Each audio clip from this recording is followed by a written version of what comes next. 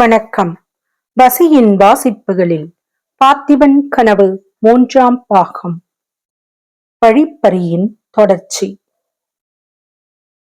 அந்த பாதையில் போக போக இரு புறங்களிலும் காடு அடர்த்தியாகிக் கொண்டே வந்தது. முன்னிருட்டு காலமாதலால் நாலா புறத்தில் இருந்தும் இருள் சூழ்ந்து கொண்டு வந்தது. சற்று நேரத்திற்கெல்லாம் நன்றாய் இருட்டிவிட்டது. ஆனால் வானம் துல்லியமாக இருந்தபடியால் வழி கண்டுபிடித்து நடப்பதற்கு அவசியமான வெளிச்சத்தை விண்மீன்கள் அளித்தன. மற்றபடி பாதையின் இருபுறமும் மரங்கள் அடர்ந்திருந்தபடியால் ஒரே அந்தகாரமயமாக இருந்தது. அந்த கனாந்தகாரத்தில், அந்த வனாந்திர பிரதேசத்தில் எண்ணில் அடங்காத மின்மினிகள் பிரகாசித்துக் கொண்டிருந்த காட்சியானது வனதேவதைகளுடன் தங்களுடைய மாயாஜால சக்தியினால் தீப அலங்காரம் செய்தது போல தோன்றியது. நேரமாக ஆக விக்ரமனுடைய தீரம் மிகுந்த உள்ளத்தில் கூட சிறிது பதைபதைப்பு உண்டாகத் தொடங்கியது. காட்டில் சில சமயம் சலசலப்பு சத்தம் உண்டாகும். துஷ்ட மிருகங்களின் குரல் ஒலியும் ஆந்தைகளின் அருவருப்பான கூவலும் கேட்கும். இந்த காட்டுப்பாதை இப்படியே எவ்வளவு தூரம் வரை போகும்? இரவில் எங்கே தங்கலாம் என்னும் விஷயங்களை அந்த ஊமை குள்ளனிடம் விக்ரமன் கேட்டு தெரிந்து கொள்ள விரும்பினான். ஆனால் இருள் காரணமாக குள்ளனுடன் சமிக்கை மூலம் சம்பாஷணை நடத்துவது எளிதாக இல்லை. இருட்டிய சுமார் ஒரு ஜாம பொழுது ஆகியிருக்கும். விக்ரமன் அப்பால் போக இஷ்டப்படவில்லை. இருண்ட அந்தவன பிரதேசத்தில் தன்னை திடீரென்று தாக்கும் பொருட்டு அபாயங்கள் பல மறைந்து காத்திருப்பதாக அவனுடைய இருதய அந்தரங்கத்தில் ஏதோ ஒரு குரல் சொல்லிக்கொண்டே இருந்தது. திரும்பி ராஜபாட்டுக்கே போய்விடலாமா என்ற எண்ணம் உண்டாயிற்று. போக போக இந்த எண்ணம் ரொம்பவும் வலுப்பட்டது. மேலே நடக்க அவனுடைய கால்கள் மறுத்தன. குள்ளனுடைய தோலை தட்டி நிறுத்தி தானும் நின்றான்.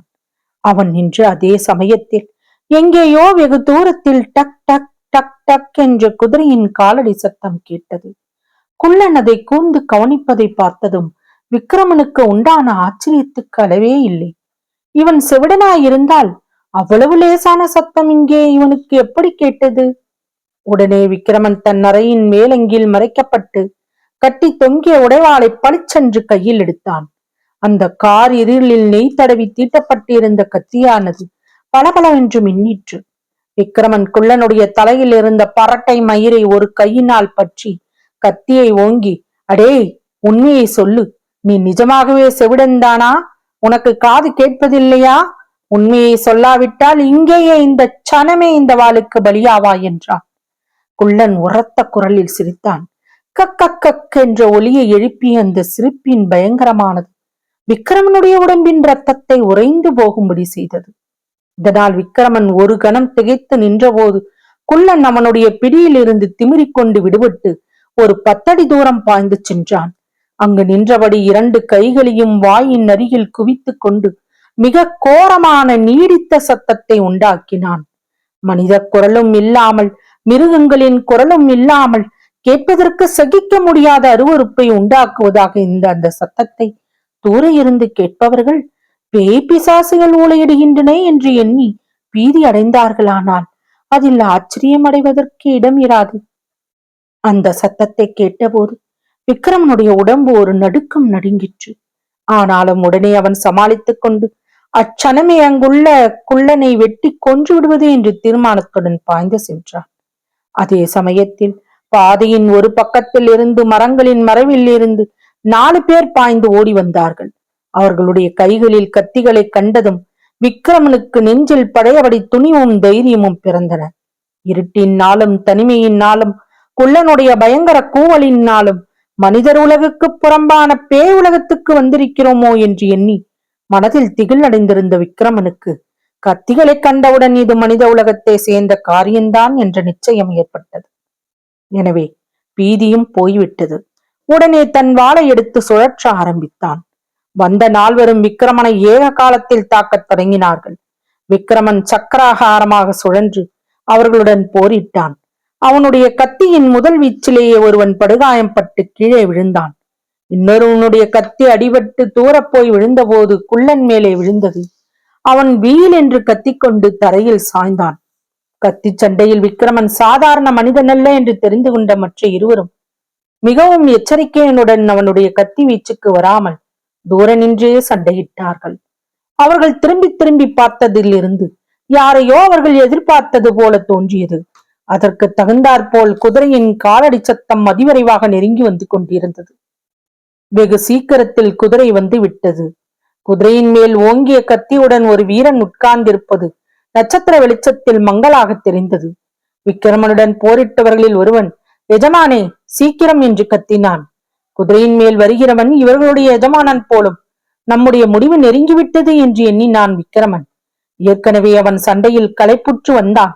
எனினும் இந்த 2 பேரையும் எப்படியாவது சமாளிக்கலாம் என்ற நம்பிக்கை இருந்தது. ஆனால் குதிரையின் மேல் புதிதாக வந்த 3வது மனிதனோடும் எப்படி சண்டையிட்டு சமாளிக்க முடியும்? விக்கிரமனது உள்ளத்தில் அன்னையை பார்க்காமல் போகிறோமே என்ற எண்ணம் உதித்தது. பல்லக்கில் இருந்த கனிவு ததும்பிய கண்களுடன் தன்னை பார்த்து பேசிய பெண்ணின் நினைவும் வந்தது.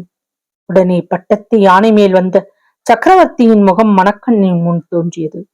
நரசிம்ம மகா சக்கரவர்த்தியின் ஆட்சியா இவ்வளவு லட்சணமாக இருக்கிறது? பல்லவ சாம்ராஜ்யத்தில் வழிப்பறியும் கொள்ளையுமா என்று நினைத்தான். இப்படிப்பட்ட சக்கரவர்த்தியா நமது சோழ நாட்டை ஆளுகிறார் என்ற எண்ணத்தினால் உண்டான ஆத்திரத்துடன் கத்தியை ஓங்கி வீசினான். இருவரில் ஒருவன் விழுந்தான். அதே சமயத்தில் குதிரை மீது வந்த வீரன் தன்னுடைய கத்தியை இன்னொருவன் மீது செலுத்த அவனும் மாண்டு விழுந்தான். விக்கிரமனுக்கு உண்டான வியப்புக்கு அளவே இல்லை. அவ்வீரன் தன் மீது வீச வேண்டிய வாளைத்தான் தவறுதலாய் அவன் மீது செலுத்திவிட்டானோ என்று நினைப்பதற்கில்லை. ஏனெனில் தான் மேலங்கி அணிந்திருந்தபடியாலும் அவர்கள் வெறும் உடம்பினராக இருந்தபடியாலும் எளிதில் அடையாளம் கண்டுபிடிக்க கூடியதாக இருந்தது. அப்படியானால் இந்த வீரன் யார்? இவர்களால் எதிர்பார்க்கப்பட்டவன் இல்லையா?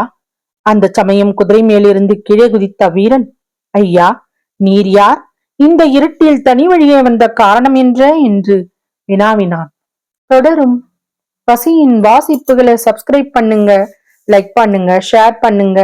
உங்க கருத்துக்களையும் கமெண்ட்ல பதிவு பண்ணுங்க. நன்றி.